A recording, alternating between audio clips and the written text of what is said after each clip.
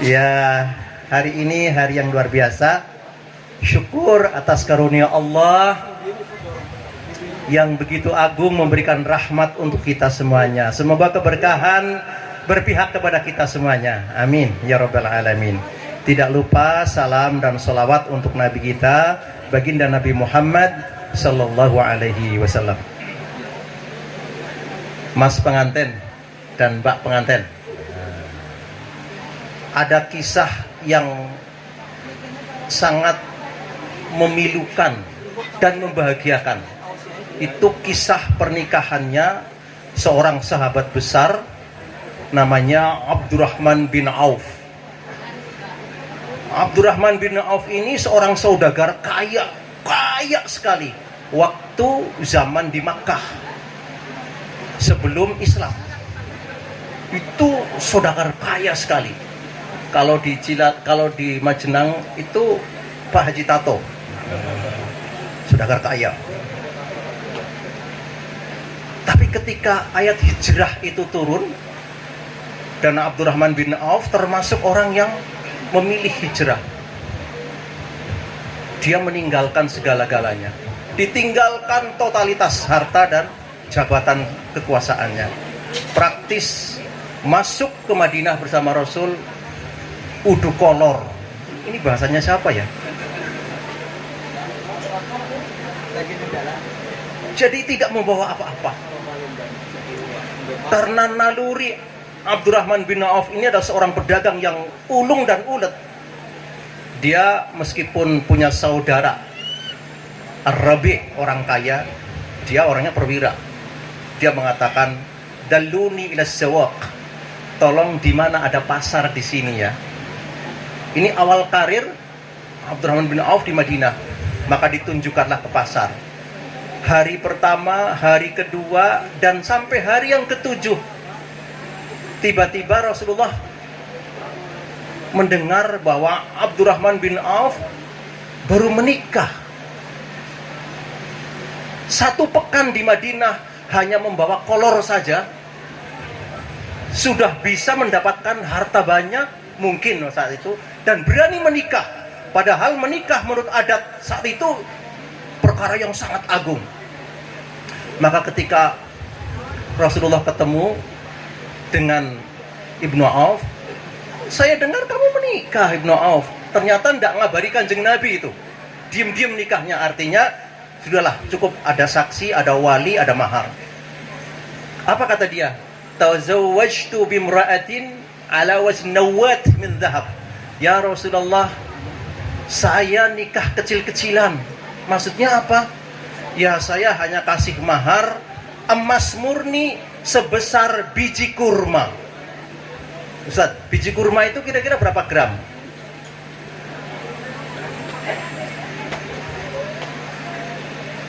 Jadi hasil dia bisnis selama 1 pekan sudah mampu mengumpulkan segelondong sebelindi biji kurma emas murni. Kira-kira berapa gram? 6 gram ya? Sama dong kalau gitu ya. Wah, ini maharnya sama dengan Abdurrahman bin Auf. Kira-kira itu. Rasulullah kurang terima. Aja mungkai kwetok. Lah pripun? Aulim walau bisyat. Tolong kamu mesti pesta dulu. Undang RT meskipun hanya mencit emek cenah. Paham ya? Mencit emek. Nah. Jadi suruh undang RT dan nyembelih kambing. Cukup 1 RT saja. Itu pernikahan yang paling minim di zaman Rasulullah Sallallahu Alaihi Wasallam. Hari ini sangat megah, melebihi pernikahannya siapa? Abdurrahman bin Auf. Luar biasa. Semoga mendapatkan berkah untuk kita semuanya. Amin. Jadi memang ada 2, mahar mesti bagus dan pesta. Namanya walimatul arus. Hari ini kita diundang ke acara pengantinan. Tentu doa yang paling utama adalah Allahumma barik lahuma wa baraka alaihima wa jama'a bainahuma fi khair. Ya Allah, semoga keduanya mendapatkan keberkahan, kemudian keduanya diikatkan dengan baik, semua dalam kebaikan. Maka tadi ada doa suwuk. Saya bisik-bisik dengan Pak Haji Tato, itu sedang disuwuk, Pak. Apa suwuknya? Allahumma inni as'aluka khairoha wa khairu ma jabbaltaha wa a'udzubika min syarri ma min syarriha wa min syarri ma jabbaltaha. Artinya apa? Ya Allah, aku minta kebaikan istriku dari apa yang Allah telah buat kepada istriku. Ya Allah, aku minta terlindungkan dari keburukan istri dari apa yang telah engkau ciptakan. Itu namanya apa, Mbak? Disuwuk. Nggih. Nggih, Pak Yai Muslihin disuwuk ya. Kayaknya dulu saya enggak nyuwuk deh kayaknya tuh. Ini Pak Haji Tato dulu nyuwuk enggak kira-kira? Itu doa yang masyru', hadisnya hasan. Tingkatannya hasan, bagus untuk dilakukan. Artinya bahwa ini sebuah proses yang syar'i, di mana ada tuntunan dari baginda Nabi Muhammad sallallahu alaihi wasallam. Jadi peristiwa Abdurrahman bin Auf ini menjadi pelajaran kita. Memang yang namanya mahar itu mesti ada. Nah, kalau kita mencontoh Rasulullah waktu menikah dengan Khadijah, berapa Ustadz maharnya? 40 ekor onta. Satu onta harganya 40 juta. Berarti kalau 40 juta kali 40 berapa, Pak? 1,6 miliar. Saya tanya sekarang, Pak Bupati, Pak Tato dulu waktu menikah sudah kaya ya? Berapa maharnya, Pak? Nabi menikah Khadijah maharnya 1,6 miliar. Kayaknya belum ada hari ini. Kenapa hanya seperangkat alat sholat? Kok terlalu murah? Itulah masyru'iyah, kewajiban syariat terhadap mahar. Memang luar biasa harga seorang wanita. Tetapi ojo ngabot-ngaboti kalau memang adanya segitu. Dengan qabiltu nikahaha wa tazwijaha bimahril madhkur, tadi disebutkan subhanallah, sah. Kewajiban pertama. Pengantin putra, pengantin putri. Yang kedua, saya ingin menyampaikan satu ayat Al-Quran, dan ini berlakulah untuk pengantin baru maupun pengantin lama. Ayatnya sangat ma'ruf di An-Nisa 34 itu, a'udzubillahi minasyaitonirrajim, ar-rijalu qawwamuna 'alan nisa bima faddalallahu ba'dahum 'ala ba'd wa bima anfaqu min amwalihim. Ini kubu laki-laki. Sedangkan kubu wanita, fassalihatu qanitatun hafidhatun lil ghaibi mahfudullah. Nah, jadi nikah itu benar tadi apa yang disampaikan oleh Pak Tato, bahwa itu mengalifkan dua kubu yang berbeda. Biasanya kaum laki-laki itu lebih rasional, lebih mengedepankan akalnya, betul? Perempuan lebih intuitif, mengedepankan perasaannya. Kan nggak ketemu tuh. Bapaknya karepe yang logis, ibunya karepe yang perasaan. Gimana itu caranya itu? Nah, ini ujian pertama. Di 5 tahun pertama nanti ujian pertama itu. Penjajakan 5 tahun, Mbak. 5 tahun loh. Kalau 5 tahun bisa mulus, tahun berikutnya, 5 tahun berikutnya, 10 tahun rumah tangga itu ketok yang sebenar-benarnya. Tahu ketok? Kelihatan terang benderang. Bojoku kue sapa, kue keton. Nah, doa suwuk tadi itu mengharap kepada Allah, ya Allah, yang baik-baik aku minta, yang buruk-buruk aku minta di. Nah, itu pentingnya. Jadi memang manusianya begitu. Fa'alhamaha fujuraha wa taqwaha. Tidak bisa tidak. Tetap manusia sehebat manusia ada sifat-sifat yang fujurnya. Nah, itu memohon kepada Allah agar wa'udzubika min syarri ma jabaltaha. Nah, itulah pentingnya. Nah, kubu laki-laki itu disebut dalam Al-Qur'an qawwamuna 'alan nisa. Ini masalah responsibility. Ini masalah mas'uliyah, masalah tanggung jawab. Nah, para ulama menunjukkan bahwa qawamun, kata qawam itu setidaknya mengandung 3 unsur. Unsur pertama adalah protection, unsur yang kedua adalah education, dan yang ketiga adalah association. Apa itu ya? Begini, proteksi, bentuk dari tanggung jawab seorang suami kepada istri harus memberikan proteksi yang maksimal, yang sepenuhnya. Kata Rasulullah, inni la uwiru min Sa'ad. Karena Sa'ad bin Abi Waqqas itu Ustaz terkenal seorang laki-laki yang punya proteksi tinggi kepada istrinya. Dikenal itu di kalangan sahabat. Sa'ad itu luar biasa. Ora jor-joran maring bojone. Tahu jor-joran? Naon bahasa Sundanya ya jor-jorannya. Skarpe lah gitu. Enggak, tapi proteksinya tinggi. Sa'ad itu luar biasa. Rasul mengatakan, ana la uhuru min Sa'ad. Saya Rasul jauh lebih proteksi kepada Sa'ad. Jadi memang menjadi suami harus proteksi. Ibaratnya kemana harus tahu. Dilindungi. Itu adalah unsur qawam yang ada dalam qawwamuna 'alan nisa. Itu yang pertama. Yang kedua unsur edukasi. Education. Hak pendidikan itu adalah hak laki-laki. Seorang laki-laki, suami harus mendidik keluarganya, istri dan anak-anaknya. Tentu kadar kemampuannya. Kalau di zaman Rasulullah, yang ngajari ngaji suaminya, yang ngajari murattal suaminya, yang ngajari sholat suaminya. Di zaman sekarang minimal memberikan dorongan. Sudah lama nyong ora bisa mulang ngaji, kayak nganah ngaji maring majelis taklim. Itu sudah luar biasa.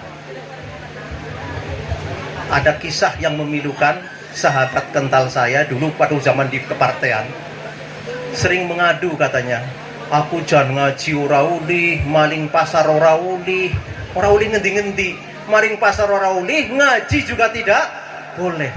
Coba bagaimana itu? Padahal edukasi menjadi kewajiban seorang suami. Jadi jadilah seorang suami yang bisa memberikan proteksi kepada istrinya totalitas. Seorang suami yang bisa memberikan pendidikan maksimal kepada istrinya. Dan yang terakhir adalah muasyarah. Wa'ashiruhunna bil ma'ruf. Ini hak pergaulan kehidupan duniawi dan juga hak pergaulan ruhani. Ini menjadi kewajiban seorang suami. Jadi arti ar-rijalu qawwamuna 'alan nisa, laki-laki itu harus bertanggung jawab kepada istrinya. Isinya 3. Ya Mas Yusril. Tadi apa? Proteksi, edukasi, dan association. Memberikan satu yang baik. Nah, kalau itu sudah dilakukan, maka betul-betul qawwam, laki-laki yang saleh. Nah, sekarang kubu wanita. Fassalihatu qanitatun hafizatun lil ghaib bima hafizallah. Jadi dalam sebuah hadis, tidak ada harta yang lebih berharga selain almar'atus salihah, istri yang salehah. Ini ada di nyanyian atau ada buktinya gitulah. Bagaimana kita menciptakan istri yang salehah? Maka Al-Quran hanya membuat 2 syarat saja. Pertama, qanitat. Istri yang salehah itu adalah istri yang rajin ibadah. Istri yang rajin ibadah. Istrinya ibadahnya luar biasa. Istrinya baca Qur'annya luar biasa. Istrinya kemudian puasanya luar biasa. Kan ada satu hadis yang mengatakan, idza shallatil mar'atu khamsaha wa shamat syahraha wa ata'at zaujaha fadkhulil jannah min ayyi abwab. Seorang istri yang sholatnya luar biasa, puasanya luar biasa, Ramadan dan lain-lain, dan taat pada suaminya juga luar biasa. Apa kata Nabi? Silahkan masuk surga melalui pintu yang kau sukai. Asik nggak? Asik nggak kira-kira? Jadi modalnya apa? Ibadah. Qanitat, jadilah wanita yang rajin ibadah. Itu sudah memasuki kriteria salihah. Dengan ibadah itu nanti akan melahirkan sikap-sikap terpuji, termasuk taat kepada suami dan sebagainya. Seorang istri itu walaupun hanya ke warung mesti matur, "Pah, ini besok mau Pah, Abi, Abah, Rama, Bapak, Ayah." Apa kira-kira rancangannya apa? Loh, biasanya sudah mulai dilatih, Pak. Ini mau pakai Abi, Abah, Rama, Bapak. Kalau Pak Tato apa Pak? Papa. Ayah.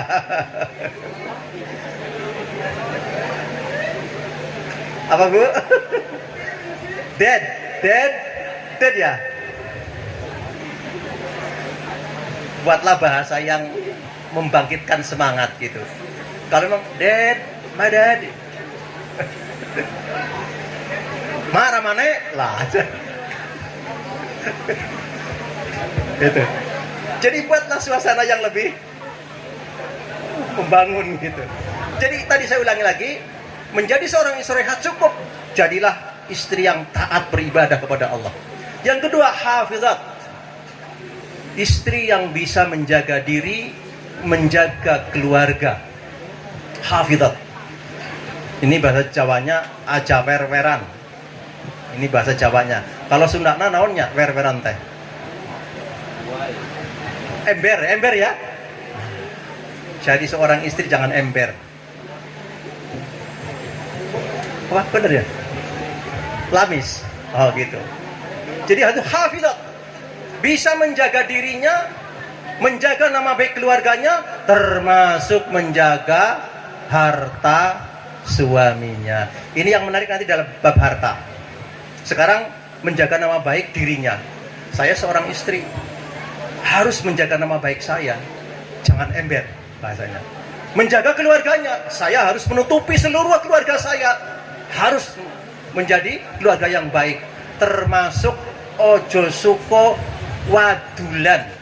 Panjenengan sudah punya rumah tangga, jangan suka wadul. Sedikit-sedikit mah gini-gini, mah gini-gini. Jangan. Jadilah orang yang dewasa, kecuali kepepet. Kecuali kepepet. Apa pepetnya?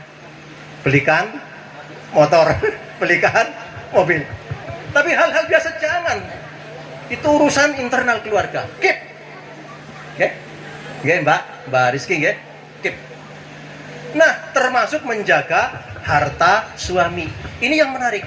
Dalam Islam, harta itu ada dua. Harta suami, ada harta istri. Harta istri itu satu, harta mahar. Tadi berapa maharnya? 6 gram. Mau diminta lagi enggak? Jangan, enggak boleh. Harta istri. Nah, kalau maharnya 1,6 miliar, kan luar biasa. Harta mahar. Harta gawan, dibeli warisan oleh bapaknya. Harta termasuk pendapatan harian. Kebetulan seorang istri punya pendapatan. Kayak Bu Murni misalkan, ya, Bu Murni. Saya kenal waktu ngisi pengajian di Bu Murni. DLH, ya, Dinas Lingkungan Hidup. Oh, bareng sama Pak Jamaludin, ya. Oh, alah, iya. Beliau itu punya pendapatan murni, pendapatan istri. Itu harta istri yang tidak perlu dikasihkan suami. Nggak boleh itu harta istri. Harta mahar, harta warisan, harta pendapatan murni punya istri. Jangan dikasihkan suami, karena itu harta istri. Bisa saja nanti istrinya lebih kaya daripada suaminya. Loh, enak men. Itu harta istri untuk istri. Bukan untuk suami, bukan untuk anak-anak. Nah, itu harta istri. Hebatnya Islam begitu, Bu. Kira-kira berapa tabungannya Bu Murni sekarang? Kepala DLH. Udah, disimpan sendiri. Alhamdulillah, sampai hari ini saya sudah menikah lama. Saya tidak tahu berapa tabungan istri. Saya tidak tahu berapa harta istri. Setahu saya dia baru dapat warisan, setahu saya. Tapi saya mau tanya, malu. Maulah. Jadi istri saya lebih banyak hartanya dari saya, jangan-jangan dari saya. Dia punya tabungan. Dia ngurusi toko di rumah. Saya nggak pernah minta. Di sana itu uangmu, saya kasih ke sendiri. Dia punya warisan. Harta istri. Tuh, dijaga ya besok ya. Mau buat rekening sendiri. Harta suami inilah harta yang dari suami. Bisa pendapatan suami, bisa harta salary suami. Untuk apa kepentingannya? Untuk seluruh keluarga. Jadi meskipun istrinya genjreng-genjreng, ya Pak, jatah bulan ini. Begitu, harus berani Bu Murni. Jatah bulan ini, itu kewajiban suami. Itu hebatnya dalam Islam. Hafizat. Maka istri harus pandai memanage harta suami di samping memanage harta sendiri. Luar biasa. Itulah konklusinya, seorang suami yang qawam, yang soleh adalah satu. Qawam isinya apa? Proteksi, edukasi, dan asosiasi. Bisa memberikan perlindungan, bisa mendidik, dan bisa mempergauli dengan baik.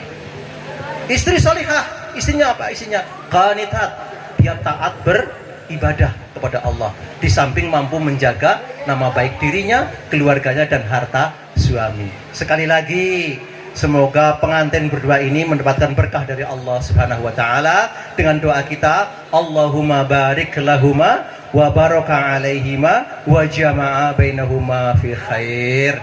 Mekaten yang dapat kami sampaikan ini tausiah untuk kita semuanya, karena kita juga menjadi suami dan juga menjadi istri, khususnya untuk mereka berdua yang masih kenyes-kenyes, perlu bimbingan semua pihak, terutama kedua orang tua. Biarkan anak-anak kita dewasa, Bu. Kalau bisa sudah punya rumah, alhamdulillah. Kalau belum bisa, dikontrakan sendiri, Bu. Jangan ikut orang tua, ya Pak Jamal. Dikontrakan biar dia mandiri. Sudah gitu. Ya sudah ngontrak gitu. Alhamdulillah. Itulah melatih kedewasaan. Biarkan dia berpola dengan orang tua, biar melihat aja. Oh iya, nanti kalau jatuh kita telanting bersama-sama. Inilah satu dedikasi yang baik untuk masa depan kita. Terima kasih. Wallahul muwaffiq ila sabilil haq. Wassalamualaikum warahmatullahi wabarakatuh.